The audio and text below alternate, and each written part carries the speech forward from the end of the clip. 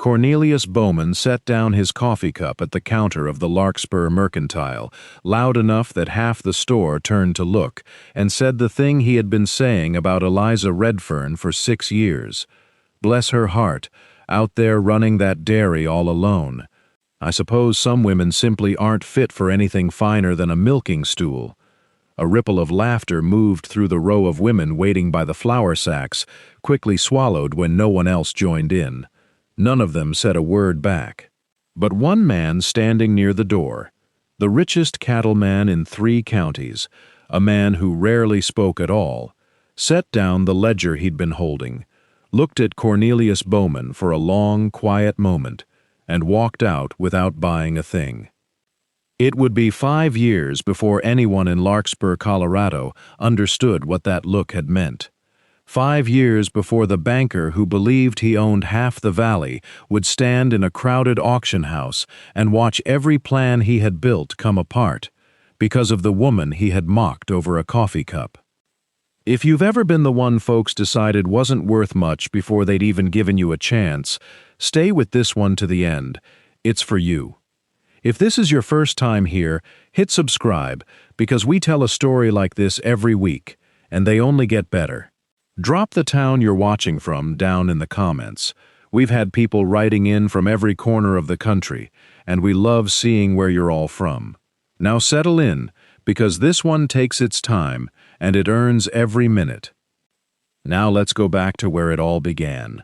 Larkspur, Colorado, the spring of 1879, 5 years before that morning at the mercantile counter.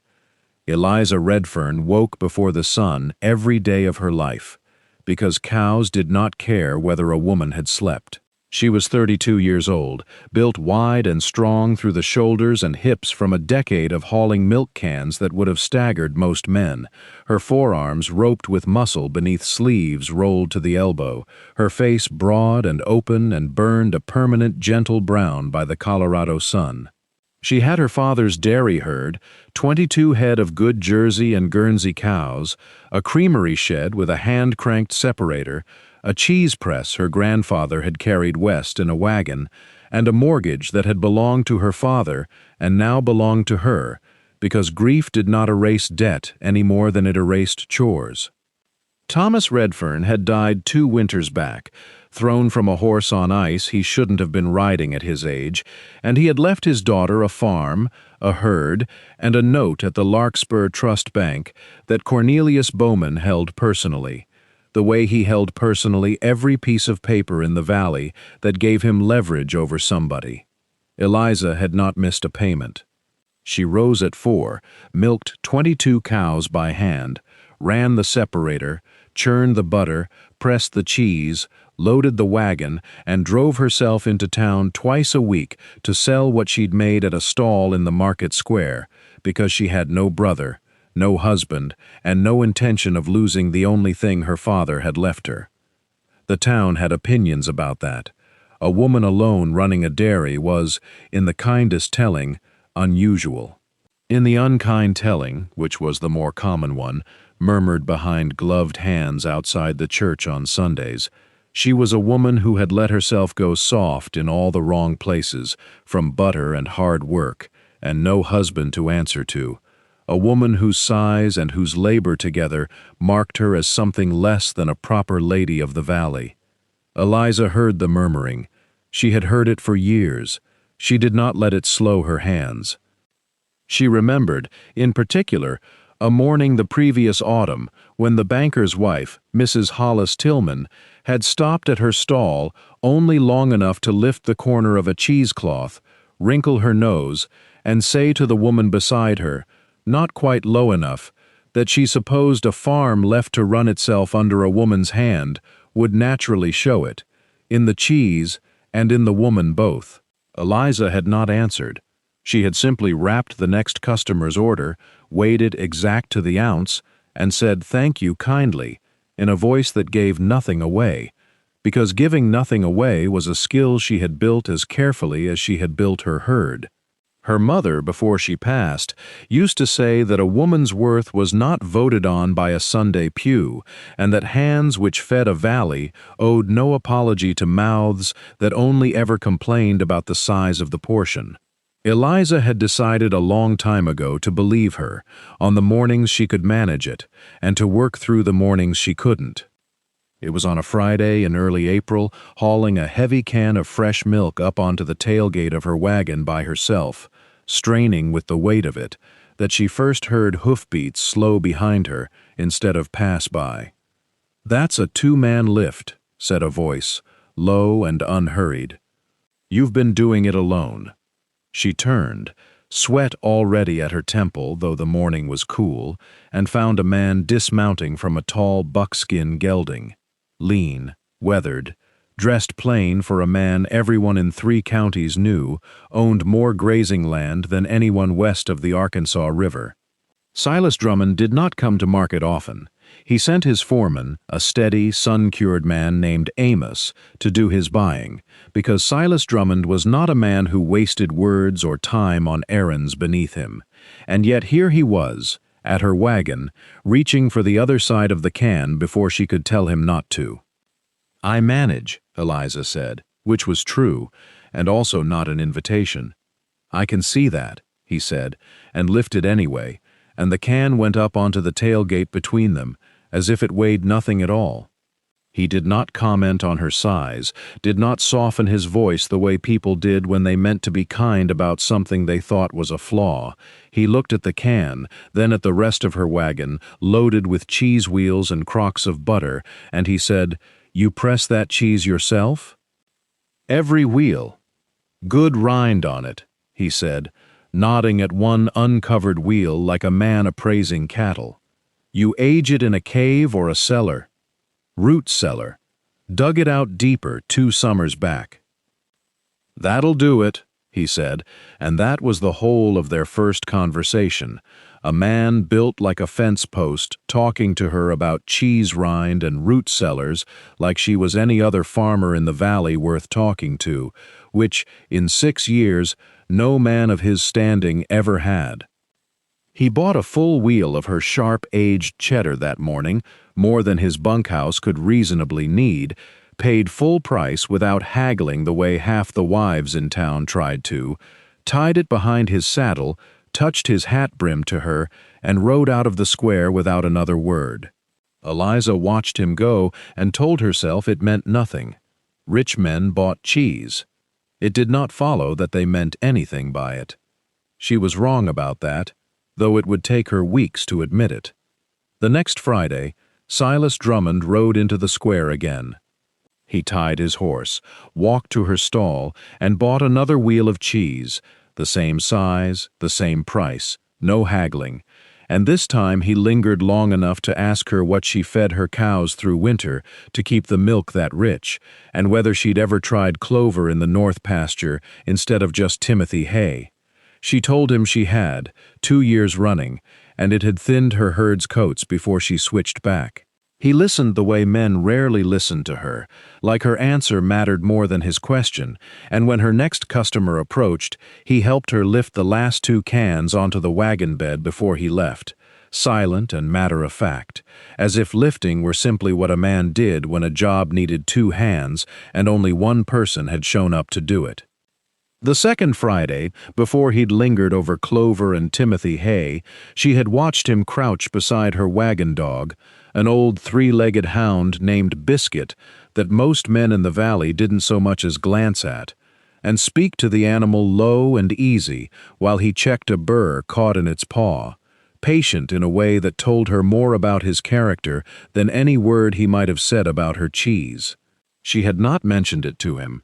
She had only noted it, quietly, the way she noted which cows favored the clover and which didn't, filing it away as a fact worth keeping. By the third Friday, the whole market square had noticed. Josephine Carr, who ran the dry goods stall 2 down from Eliza's and had been her friend since girlhood, leaned over during a lull and said, low and delighted, "Eliza Redfern, The richest cowboy in the valley has bought cheese from you 3 weeks running, and I do not believe for one single solitary minute that his bunkhouse is eating that fast." "He likes good cheese," Eliza said, and refused to look up from the crock she was wiping down, though her ears had gone hot. "Everybody likes good cheese," Josephine said. "Not everybody rides 11 miles for it." Eliza did not have an answer for that, because she had done the arithmetic herself and arrived at the same uncomfortable sum. She told herself, as she told herself most weeks that spring, that she had a mortgage to think about and a herd to keep healthy through calving season, and that a woman built the way she was built, doing the work she did, had learned a long time ago not to build hopes on the attention of handsome men. Hope was a thing you could not press into a wheel and sell at market. It did not keep a roof over anybody's cows. Still, she found herself washing her face and pinning her hair a little more carefully on Friday mornings. She told herself it was only decent, going into town. Back at the Drummond Ranch, Amos had noticed too. He had ridden that market errand himself for 3 years running, before Silas quietly took it over that spring, and he was not a man to miss what a full cheese wheel and an early start on a Friday morning meant. "Bunkhouse'll be swimming in cheddar by June," he said one evening, not quite looking up from the tack he was mending, when Silas rode in later than usual with the same size wheel tied behind his saddle as always. "Men'll manage," Silas said, and hung his hat without further comment. Didn't say they wouldn't. Amos let the silence sit a moment before he added, mild as anything, just an odd thing. A man riding 11 miles for cheese he could get delivered. Silas didn't answer that at all, which Amos took, correctly, as answer enough, and he did not bring it up again, though he made sure after that to keep the bunkhouse pantry a little emptier of cheese than it needed to be, so that his employer's Friday errand would always have an honest reason behind it. The visits kept on through April into May. Cheese, cattle talk, a lifted can, a touched hat brim, and by the 6th Friday, Silas Drummond did something he had not done before. He arrived not at mid-morning with the rest of the market crowd, but at dawn, out at the Redfern place itself, riding up the lane just as Eliza was turning her herd out to pasture. "You're a long way from the square," she said, wiping her hands on her apron, startled and not bothering to hide it. "Wasn't coming for cheese," he said. "Heard talk in town yesterday I didn't care for. Figured you ought to hear it plain, from me, instead of secondhand." Her stomach went tight, the way it did whenever talk in town turned toward her. "What talk?" "Cornelius Bowman's been telling folks your father's note is coming due, for full payment come autumn instead of running its natural course. Says the bank's tightening terms on account of some trouble back east." Silas's jaw worked once, a small, controlled thing. I don't believe that's the whole of his reasoning. Eliza had known Cornelius Bowman her whole life, the way everyone in Larkspur knew him. Soft-spoken, unfailingly courteous, a man who tipped his hat to every widow in the valley and held the note on half their farms besides. He had sat 2 pews behind her family every Sunday since she was a girl. He had also, she now remembered with a cold and sudden clarity, called on the Redfern place twice since her father's death, each time mentioning, gently, almost as an aside, how much easier her life would be without the burden of the herd, how a woman in her position might do better to sell the creek-bottom acreage and take a smaller cottage in town. "He wants the water," she said slowly. "The creek runs through my north, 40 before it reaches anybody else's land in the valley." "It does," Silas said. "And there's talk of a rail spur coming through in 3 years' time, and whoever controls that water controls what gets built around it." He looked at her steadily. "I don't say this to frighten you. I say it because you ought to go into any dealing with that man with clear eyes, not kind ones. Why do you care where my water runs, Mr. Drummond?" For the first time since she'd met him, Silas Drummond looked uncertain, a man weighing a sentence before he let it out of his mouth. Because I've watched you run 22 head of dairy cattle alone for 2 years, without asking one soul in this valley for help," he said finally. "And I'd rather see that continue than see it handed to Cornelius Bowman on account of a note he's calling due early, out of spite, dressed up as banking sense." He did not offer her money that morning. He did not offer to speak to the bank on her behalf, or to buy the note himself, or to fix her trouble the way a rich man might fix a poor woman's trouble in order to be thanked for it. He only told her what he knew, tipped his hat, and rode back toward his own land, leaving her standing in the lane, with the sun coming up over the north pasture and a knot of fear settling into her chest that would not fully leave for months. What Silas had not told her that morning in the lane, because he had not thought it worth the breath, was that Cornelius Bowman's interest in the Redfern water ran alongside a second ambition entirely. The banker had daughters to place well, and his eldest, Prudence, sharp-eyed and carefully raised, had been steered toward Silas Drummond's ranch at every church supper and harvest dance for 2 years running, her father engineering seating arrangements and dance partners with the same quiet patience he applied to calling in notes. A marriage between the Bowman name and the Drummond acreage would have suited Cornelius twice over, respectability purchased for his daughter, and a foothold of influence over the richest man in the valley besides. Silas had turned down every invitation to sit beside Prudence Bowman with the same flat courtesy he turned down every other thing that didn't interest him, and Cornelius, watching his daughter's prospects cool a little further with each Friday that Silas Drummond rode instead toward the Redfern dairy, had begun to understand that the dairywoman he'd dismissed at the mercantile counter was costing him more than he'd first accounted for. She did not tell Josephine that week what Silas had ridden out to say. She did not tell anyone. She went to the bank herself the following Monday, in her good dress, and sat across the polished desk from Cornelius Bowman, and asked him plainly whether the talk was true. "Now, Miss Redfern," he said, folding his hands with the patient, kindly air he wore like a coat, "I would never wish hardship on your father's memory. But the bank has obligations of its own, and the terms on notes of this age are simply being reviewed across the board. Nothing personal in it at all." He smiled at her, the same smile he gave every widow and struggling farmer in the valley, and Eliza understood, watching it, that she was looking at a kindness with no true kindness inside it, a courtesy that cost him nothing and meant to give her nothing back. "Of course," he added, almost as an afterthought, "if the full sum proves difficult to raise by autumn, I'd be glad to discuss purchasing the North 40 at a fair price. It would ease your burden considerably. A woman in your position oughtn't carry more than she has to." She left his office with her back straight and her hands in her lap the whole ride home, shaking with a rage she would not let show on her face in town. She did not sell. She spent that summer working harder than she had ever worked in her life, rising earlier, driving into market 3 times a week instead of 2, entering her cheese in the county fair for the prize money, selling a young heifer she had meant to keep for breeding, and putting every dollar she could scrape together into a tin box buried beneath a floorboard in her father's old study, counting it by lamplight most nights before she slept. At the county fair in late June, her aged Cheddar took the blue ribbon over 11 other entries, including one submitted, with some irony, by Mrs. Hollis Tillman's own cook, and the prize purse went straight into the tin box beneath the floorboard along with everything else.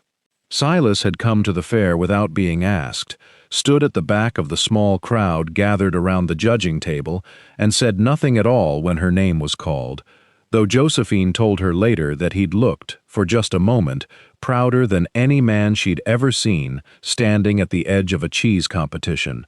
When Eliza found him afterward by the horse pens, all he said was, "Knew it before the judges did," which was, from a man who did not waste words, very nearly poetry.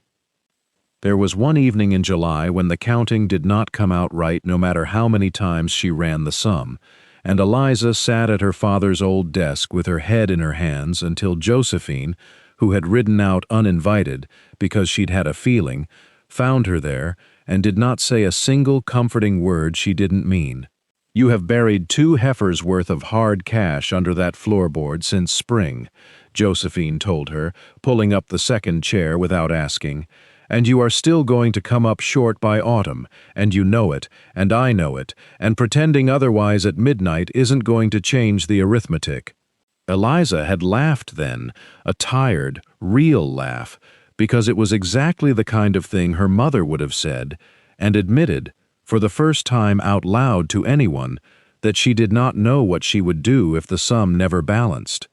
Josephine had only refilled her coffee and said that whatever came of it, Eliza Redfern would not face it friendless, and that had to be enough for that particular night, because it was all either of them had to offer. Silas came every Friday still, and some Sundays besides, and he never once offered her charity, because he had understood, somehow, without her ever having to say it aloud, that charity was the one thing she could not have accepted from him and still looked at herself in a mirror afterward. Instead, he brought her information, what Cornelius was telling other men at the bank, what the surveyors marking the rail route had let slip at the saloon, what price cheese was fetching 2 towns over, where she might sell at better margins.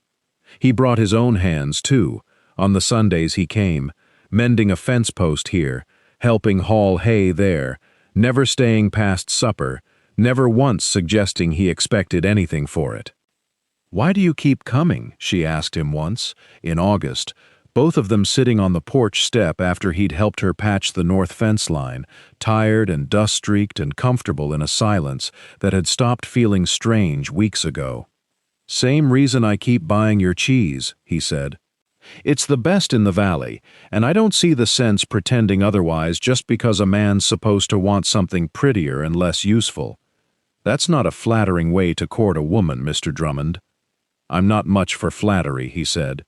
"Never have been. I'd rather tell you true things." She found, sitting beside him with her hands raw from fence wire and her mind still circling the tin box under the floorboard, that she believed him completely, and that belief frightened her more than Cornelius Bowman's smile ever had. Autumn came, and with it the note. Cornelius Bowman called the full balance due on the 15th of October, exactly as Silas had warned, dressing the demand in language about bank solvency and regional obligations that fooled no one who troubled to think it through. Eliza had raised, through the summer's cheese, the fair prize, and the sale of 2 heifers, just over half of what she owed. It was not enough, and both she and Cornelius Bowman knew it down to the dollar, because he had a copy of her account at the general store and had likely counted her egg money besides. The bank scheduled a public auction for the last Saturday of October, to be held at the town hall, where such matters were customarily settled in front of whoever cared to watch, ostensibly so that fair bidding might be seen to occur, though everyone in Larkspur understood that Cornelius Bowman intended to be the only serious bidder on the Redfern water rights, and that he intended the whole town to watch him acquire them, because a public victory was, to a man like him, worth more than a quiet one. Silas came to her the Tuesday before, hat in his hands, more uncertain than she had ever seen him. "Let me cover the difference," he said, "not as charity, as a loan, on paper, at whatever interest you name, repaid however long it takes." "No," Eliza said, and watched something flicker across his face that might have been hurt, might have been respect, might have been both at once. "If I take your money to save this place, Silas, then this place was never really saved by me. I've worked 6 years to keep it standing on my own name. I mean to walk into that auction on my own 2 feet, whatever comes of it." He did not argue with her. He only nodded, slowly, and said, "Then I'll be there," and she understood that he did not mean as a spectator. Eliza did not sleep the night before the auction. She rose at her usual 4 o'clock anyway, milked all 22 cows by hand as though it were any other Saturday, because she had decided that whatever happened that afternoon, she would not let it be said she'd let the herd go untended out of fear. She pressed her good dress herself, the plain gray wool she'd worn to her father's funeral, and stood a long moment in front of the small mirror in her room, deciding she looked, at last, like exactly what she was, a woman who had earned every year on her own 2 hands, and that this would have to be enough. The town hall was full past its benches that Saturday, farmers and their wives packed shoulder to shoulder along the walls, because word of the Redfern auction had traveled the valley the way word of anything involving Cornelius Bowman's ambitions and a stubborn, unmarried dairywoman was bound to travel. Eliza stood at the front, near the auctioneer's table in her good dress, her chin level, her hands folded tight enough to whiten the knuckles, and counted the faces she recognized. Josephine near the back, wringing a handkerchief. Cornelius Bowman seated in the front row beside his daughter Prudence, composed and unhurried, a man who had already spent the money in his mind. The bidding opened at the sum still owed. Cornelius Bowman raised his hand at once, and for a long, terrible moment no other hand rose in the crowded hall, because no other man in Larkspur had that kind of money lying loose, or the willingness to spend it crossing a banker who held half their own notes. Somewhere along the side wall Josephine had gone white, her handkerchief twisted tight around one fist. A few of the older ranchers shifted uneasily on the benches, men who owed Cornelius Bowman money of their own and knew better than to raise a hand against him in a public room, whatever their private opinion of what he was about to do to the Redfern place. Prudence Bowman sat very straight beside her father, watching the room with the careful blankness of someone who had been told exactly how this afternoon was supposed to end. Eliza felt the silence settle over the room like a held breath, and she understood, in that moment, that whatever happened next, she needed the town to hear something from her own mouth before it was decided for her. "Before this goes further," she said, and her voice carried clean across the hall, though she had not raised it, "I'd like it said plain, in front of everyone here, that I have paid every dollar of interest on this note, on time for 6 years, that I have run this dairy alone since my father died, without asking a single soul in this valley for charity, and that if Mr. Bowman means to take my father's water tonight, he will take it from a woman who built something real with her own 2 hands, not from a woman who ever once flinched from the work." She looked, deliberately, at Cornelius Bowman. "You called me unfit for anything finer than a milking stool once, Mr. Bowman, at the mercantile counter, in front of half this town. I have thought of that sentence every single morning since, at 4 o'clock, with my hands around a milk pail. I would like you to know, it kept me working harder, not less." A murmur went through the hall, low and stunned, and Cornelius Bowman's composed smile thinned at the edges for the first time anyone present had seen it move. It was then that Silas Drummond rose from the back of the room, and every head in the hall turned with him. "I'll match the bid," he said, "and raise it by the full remaining balance owed on the Redfern note, paid outright, today, in her name, not as a loan, and not as a favor, but as the honest price of land I mean to see stay in the hands of the person who's earned it." He walked forward as he spoke, unhurried, until he stood beside her at the auctioneer's table. "And while I'm speaking in front of the whole valley, I'll say the rest of what I came to say. Cornelius Bowman has spent 6 years telling this town that Eliza Redfern wasn't fit for anything finer than farm work, on account of her size and her circumstance, as if hard work were something to be ashamed of, instead of the one thing that's kept this valley fed through 2 hard winters. I've watched this woman run 22 head of cattle alone, press cheese good enough that I rode 11 miles every week of this year just to buy it, and stand in front of a room full of people who could ruin her without once asking anybody for pity. I don't want a wife bred for parlors, Mr. Bowman. I want the one person in this valley who has never once lied to me, never once asked me for anything, and never once broken under weight that would have crushed most men I know. That's Eliza Redfern. If she'll have me, I mean to marry her, whether her note gets paid tonight by my hand, or by nobody's at all." The hall had gone entirely silent, the kind of silence that comes just before it breaks, and when it broke into a low swell of astonished, delighted noise that Cornelius Bowman's raised hand could not quiet, no matter how many times he called for order. Eliza stood very still in the middle of it, looking up at Silas Drummond, and found she could not, for several long seconds, make her voice work at all. Beside her father, Prudence Bowman had gone very still, and something in her face, watching the room turn so decisively away from everything her father had spent months arranging, looked almost like relief. Cornelius Bowman opened his mouth once, as if to object on some point of auction procedure, and found, for the first time in living memory, that no one in the hall was inclined to let him finish a sentence. "You didn't have to say all that in front of the whole valley," she managed finally. "Wanted the whole valley to hear it plain," he said, "same as you did." "Ask me proper then," she said, "if you mean it." And there was laughter through the crowd now, warm laughter, nothing like the murmuring she had endured for 6 years.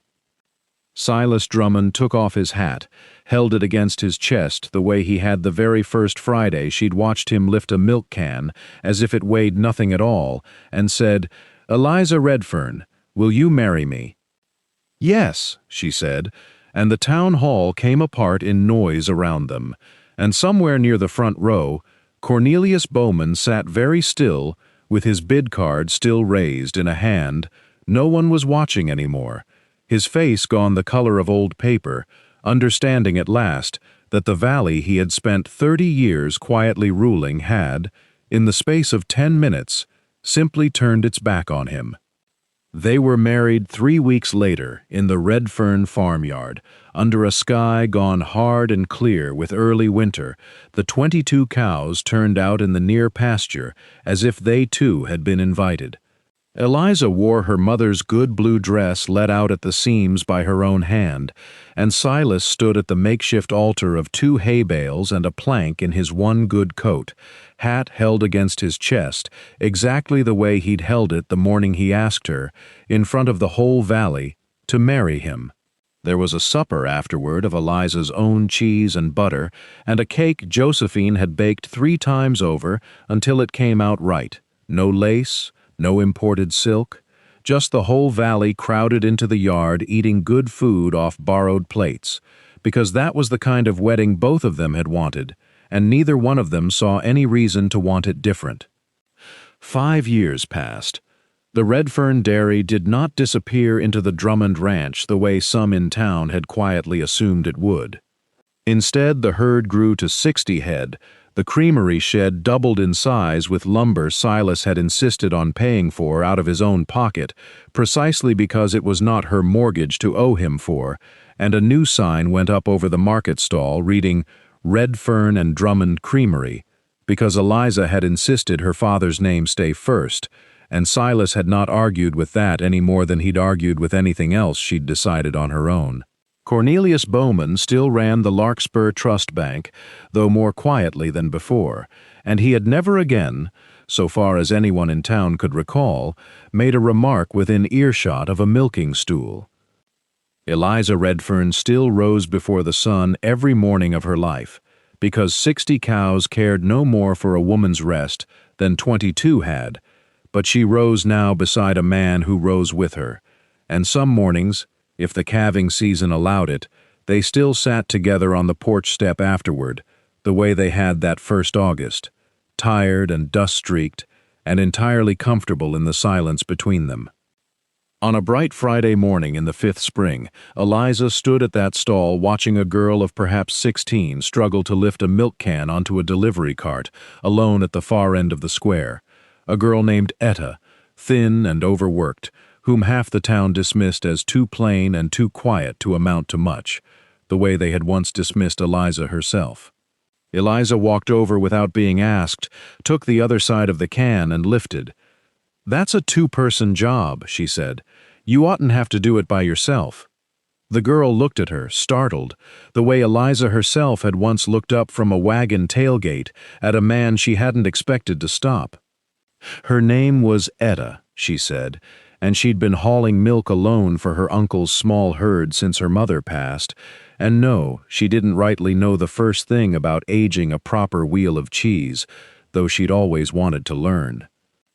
Eliza offered her a place at the creamery that same afternoon, teaching her the press and the churn and the long, patient art of aging a good wheel of cheese, and never once mentioned, in 5 years of working beside her, anything about the girl's size or her circumstance, because some kindnesses were best paid forward exactly as they had first been given, quietly, plainly, and without asking anything in return. Silas, watching from the wagon that afternoon, while Amos loaded the last of the delivery, only shook his head slightly and said it was a fine thing, watching history repeat itself in the right direction for once. No one had ever had to notice Eliza Redfern for her to be worth noticing. It had simply taken one honest man and one Friday morning for the rest of the valley to finally catch up to what had been true all along.